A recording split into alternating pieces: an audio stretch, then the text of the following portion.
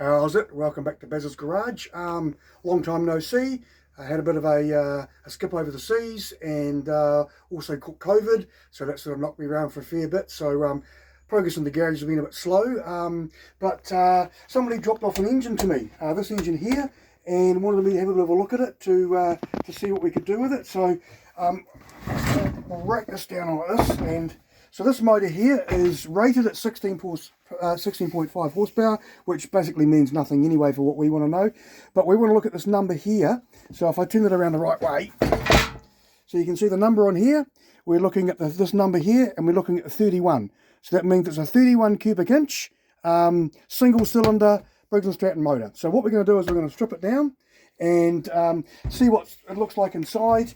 Just check everything out, do things like remove the governor, have a look at the valves, and all the other bits and pieces we can look at inside. So generally, before we pull an engine apart, it's quite a good idea to grab the bottom of the crank here and move it back and forward to see if it's got end float. So you can see this has got end float, which is, it's got plenty. Now obviously I'd probably like a little bit less than that. I don't bother measuring, I don't get carried away. It's a lawnmower engine, so you know, we don't want to get too carried away with this stuff. So first thing to do is check that to know whether we've got end float or not, and we have. Now the end float in these motors is set by the thickness of the gasket that's here. So potentially what we can do is, when we put it back together again, we can put either a thinner gasket, or what I've done in the past is just use sealer and then check that I've got a good enough end float in there. Right, we'll start by pulling it apart. Oh, we'll also remove the governor, because I see the governor's still in here. It's quite a good idea to remove the governor so you haven't got extra bits flying around inside. Right, so the first thing we'll do is we'll pull the front cover off. We'll grab some sockets and we'll just get rid of these bits of the front cover. It's always good to have a container on the side to cover your bolts in. Now, if you haven't pulled apart one of these before, it's probably quite a good idea to keep all your bolts in certain areas so you know where each bolt has come from, and then you won't lose the bolts. So we'll take the dipstick out and put that over there. Now, all going well, if we've undone that and that, it should theoretically come off from there. Oh no, we've got a couple more screws we're going to do. That's a different one to one I've done before. So we'll need to undo a couple of those screws. I'll just grab a couple of things to see if we can do that. This is slightly different to the one that I've pulled apart in the past. Get the right size one of these. It's not that one. It must be. It's always the last one you grab, isn't it? Undo that. And undo that.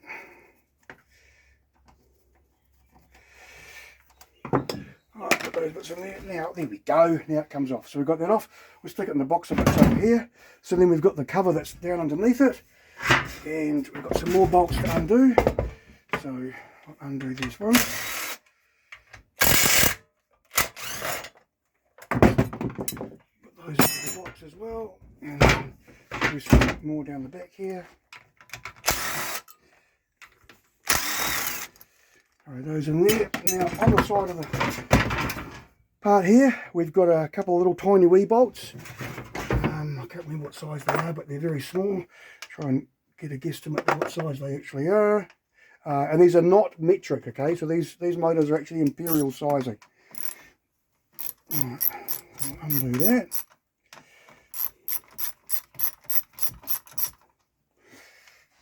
Keep that safe. Take out the dipstick tube. Keep that safe. We'll also, you don't have to do this, but I'll take this cover off from the starter motor.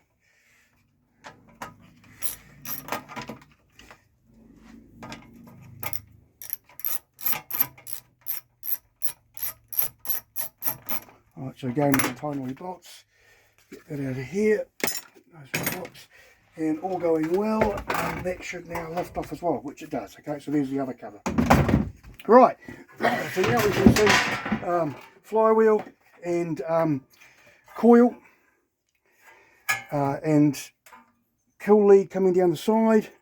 So what we'll do now is we'll remove the starter motor because we don't need that on there anymore.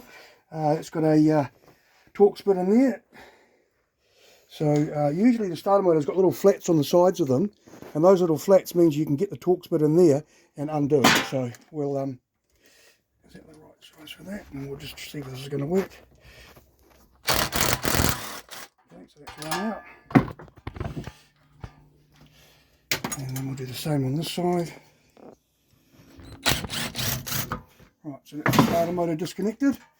And then the wires here for the kill switch and the charging. Oh, actually it's for the carburetor on the other side. Right, so we've got those off now.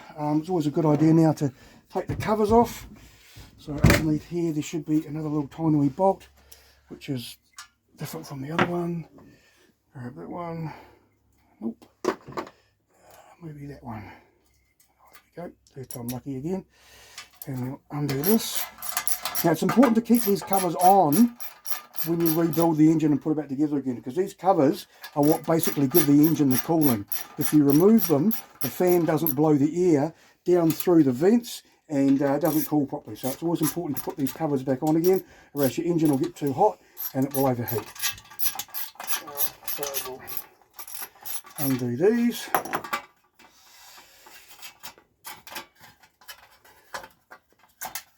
Okay, and then there's another piece to get off, which we'll put into the wires will cut through it. Put that into the box and the screws can go into there. And that's wire and screw can go into there. Right, so now we're getting down to the business end of stuff. What we'll do is we'll remove the coil. So there's just two screws that hold the coil in place. The thing to remember with the coils is they can go on both ways. You want to make sure that the pin that locates the kill switch is going down. Some of them actually say top and up anyway, but yeah, make sure you get them on the right way, because if you don't put them around the right way, the old engine won't start, which is kind of interesting. I'll undo those.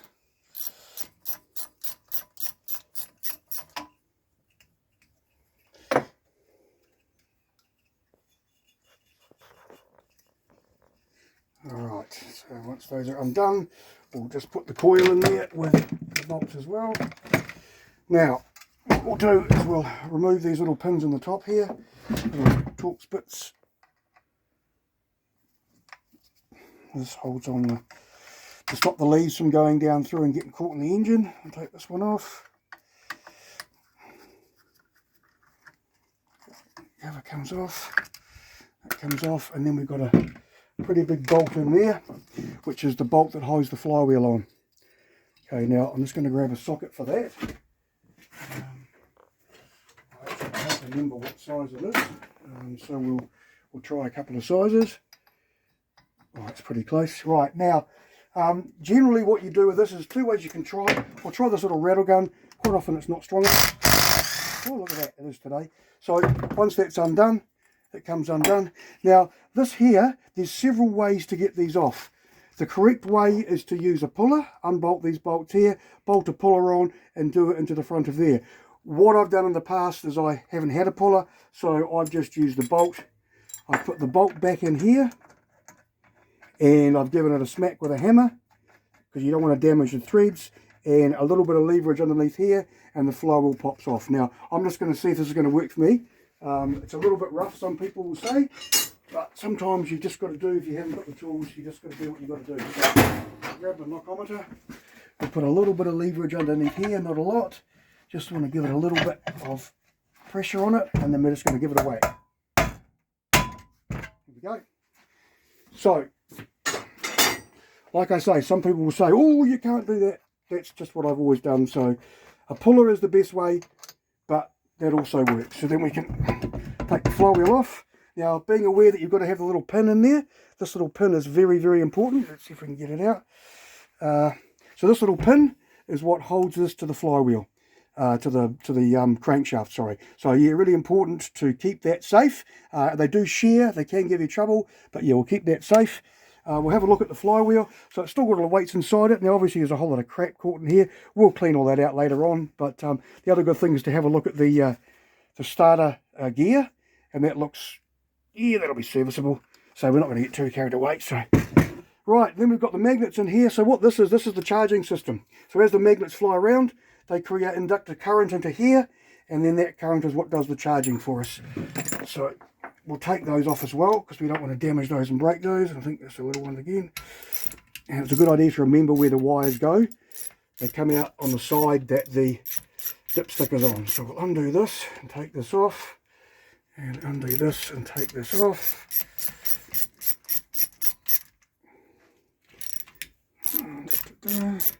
And we'll give this a big clean before we assemble all back together. Again, I'm a bit of a fan of making it all nice and clean and look pretty if we can. Undo that, and then that should lift off there, which it does. It's got some little locating dowels, and they locate into those little holes there to hold it in the right place. So we'll put that in the box as well. We'll also take this cover off the side. Just not too hard to do. Alright, that's the cover off, so the cover can go over here and the bolts go into there. So we're getting down there now. We'll put it up this way again, and we'll take off the cover here. So this is the rocker cover.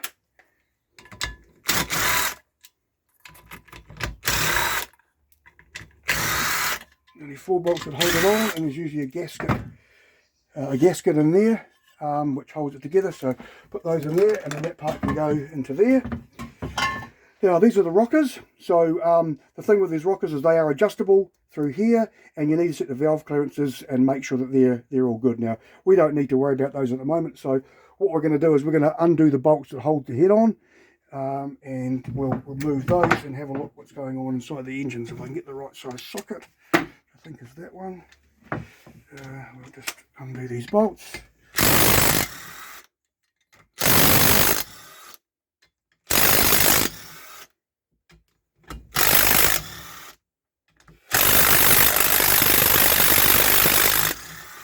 A bit tighter, or maybe the battery's going flat.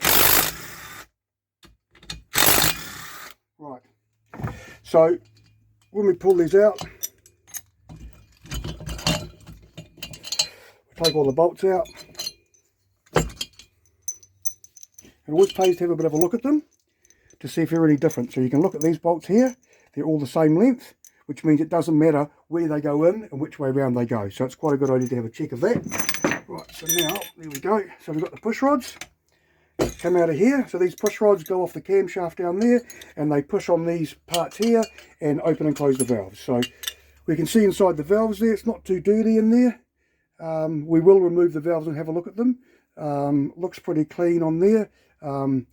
We'll put a new head gasket on.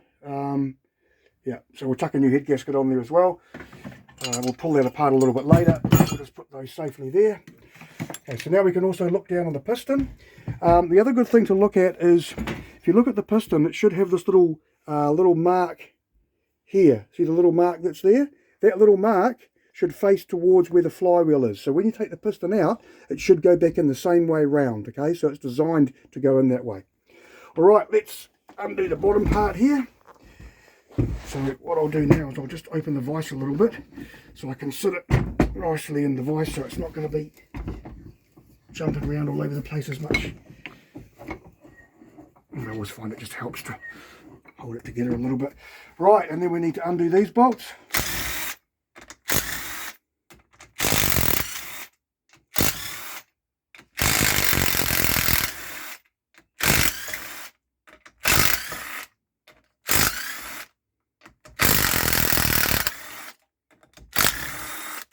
Okay, now these bolts, again, we'll pull them out and we'll have a look as we pull them out.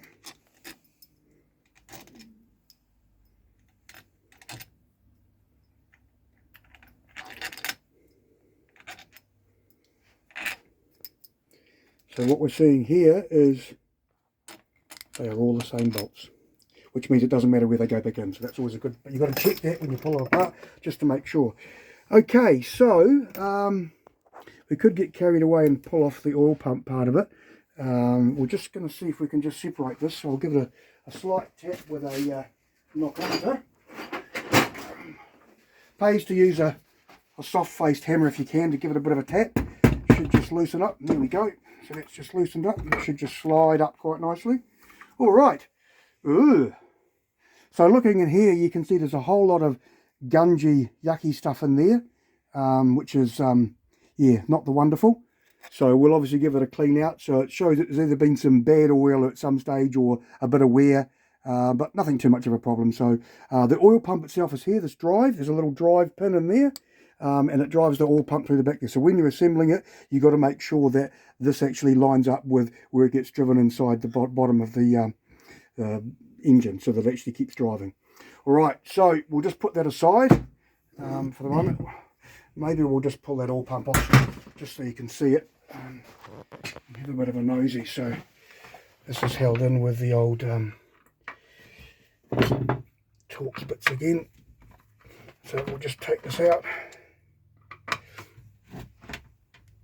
Really, that one's tight. Lucky I had my wheat bix for breakfast. Oh my goodness. Maybe I didn't have enough wheat bix, let's see. Right, there we go. Right, so then that should just come off. And there's your oil pump in there. So it's a pretty simple oil pump that pumps the oil around. They usually don't give any trouble. There's nothing really much to go wrong with them unless they're completely worn out. But at least you can have a look at it there. So we'll leave that at the moment. We will clean it all up and do the rest of it. Right, so let's have a look at the next part. So we're looking inside the engine now. And this is the governor. So this is the bit that we're going to get rid of because we don't need this anymore.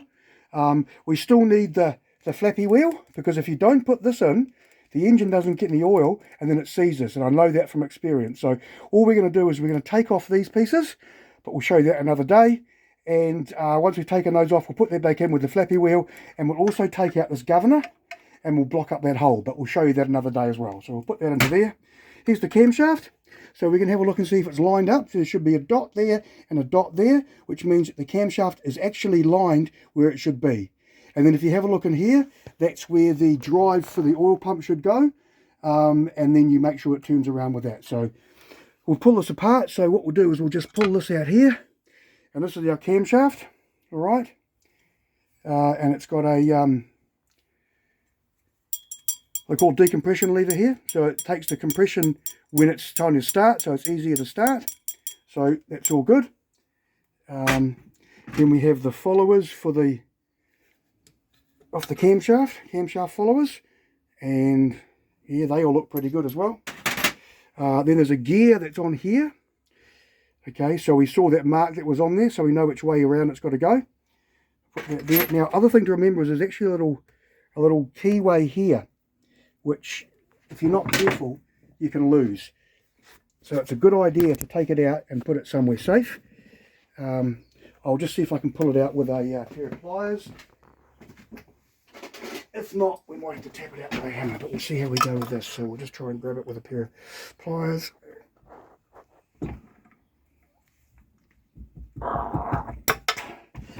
No, it doesn't want to play ball. Okay. We need to get that out at the moment because, well, no, we can leave it in there for the moment. So we'll just leave it for the moment. Right, so now we want to have a look at what's happening with inside. So these are the counterweights. This is the gasket. We'll get rid of that. So these are the counterweights that go off the little dog bone at the bottom. So we'll undo that one. No, it's not that size. What size is it? No, it's not that size. Let's try one of these. Ah, it's that size. Right, so we'll undo that.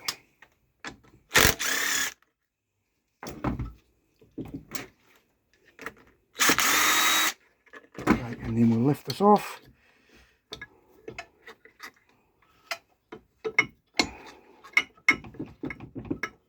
Right, so this is one of the counterweights, and then this is the dog bone.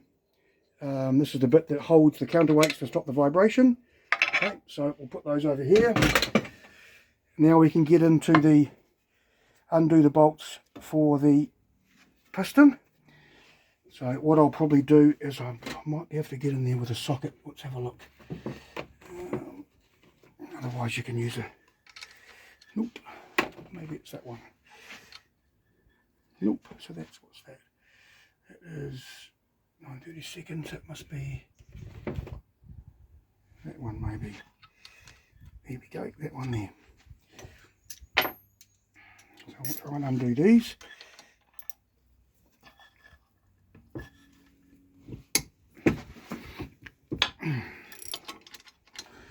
Right, so it's coming undone. And I'll move the crank around a bit more so we can get into the next one.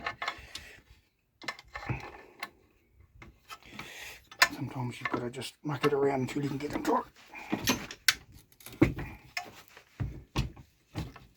Alright, need to tight.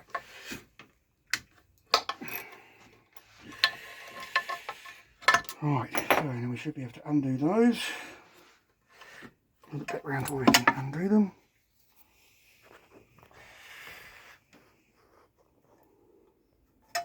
Doesn't want to play ball with me. It's alright, that's fine. We can so undo these.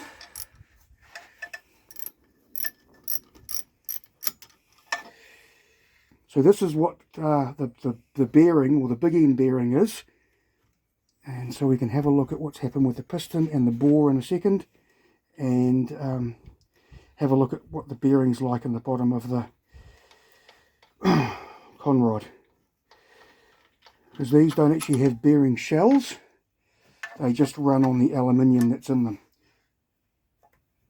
It's actually amazing what you can get away with in these engines, because they're the tolerances are quite large, and so it means you can get away with quite often things that you wouldn't get away in a normal engine, or so I've found so far anyway. Some engines that I've built before, they've actually seized, and I've got in there with some emery paper and just cleaned it all up and put it back together again, and it's gone for years afterwards. So obviously if you start mucking around with it too much and stress the engine too much, then things are going to fail. But as long as you keep it, you know, relatively the way it is, you're going to be fine. Right, so undo this, nearly got it. So this is a little bit fiddly because you've got to get in there to undo it. Nearly there.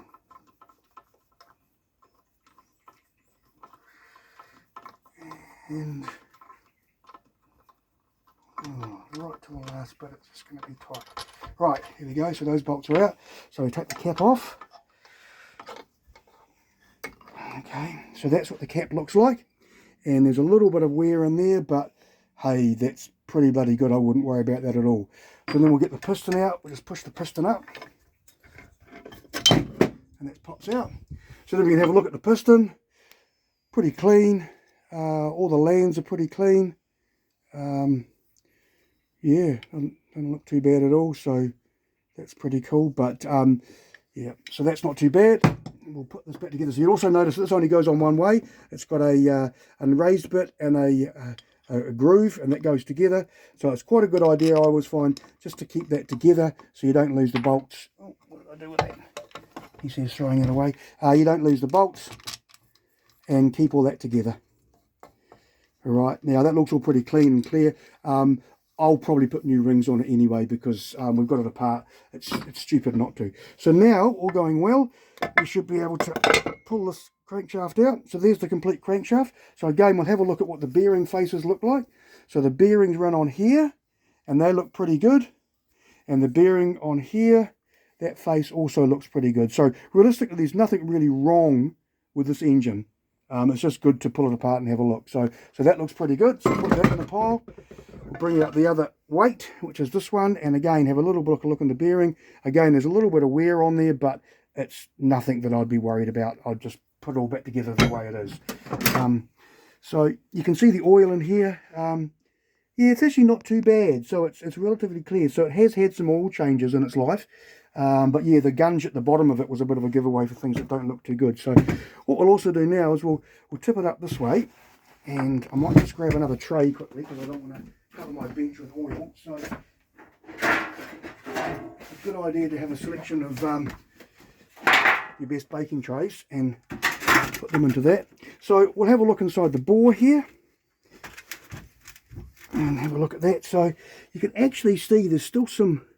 Yeah, it's not, yeah, no, it's not the best. It's got some marks in it, but it's not bad. Maybe still a few hone marks in there. So we'll hone the bore. We'll clean it all up.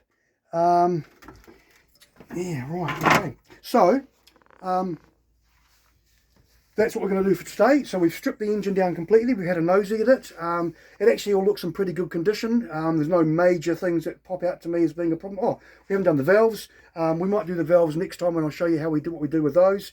But everything else looks pretty good. The only thing I would do is probably throw some rings in it, hone the bore, and then we'll pull the valves out and cut the seats and have a look at that. Clean everything up, reassemble it, and Bob's your uncle. So yeah, hope you enjoyed the video. Yeah, just pulling apart a single engine. Any questions, pop them in the comments. Obviously subscribe if you like what we're doing. Until next time, Baz's Garage.